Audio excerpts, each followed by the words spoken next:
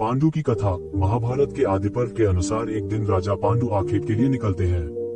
जंगल में दूर से देखने पर उनको एक हिरण दिखाई देता है। वे उसे एक तीर से मार देते हैं। वह हिरण एक ऋषि निकलते हैं तो अपनी पत्नी के साथ मैथुनरत थे।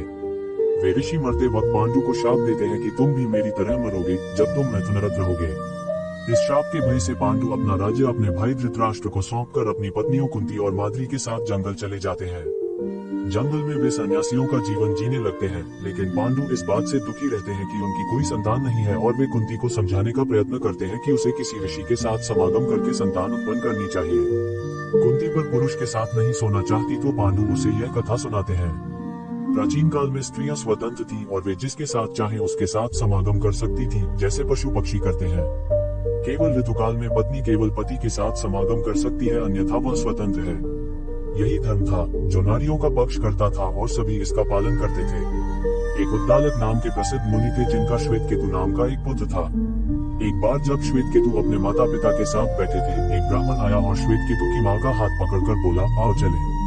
अपनी माँ को इस तरह जाते हुए देखकर श्वेतकेतु बहुत क्रोध हुए, किंतु पिता ने उनको समझाया कि नियम के अनुसार स्त्रियां गायों की तरह स्वतंत्र हैं, जिस किसी के भी साथ समागम करने के लिए। इन्हीं श्वेतकेतु के द्वारा फिर यह नियम बनाया गया कि स्त्रियों को पति के प्रति वफादार होना चाहिए और पर पुरुष के साथ समागम करने का पाप भ्रूण हत्या की तरह होगा। पांडु और भी कथाएं सुनाते हैं और कुंती को विश्वास दिला देते हैं कि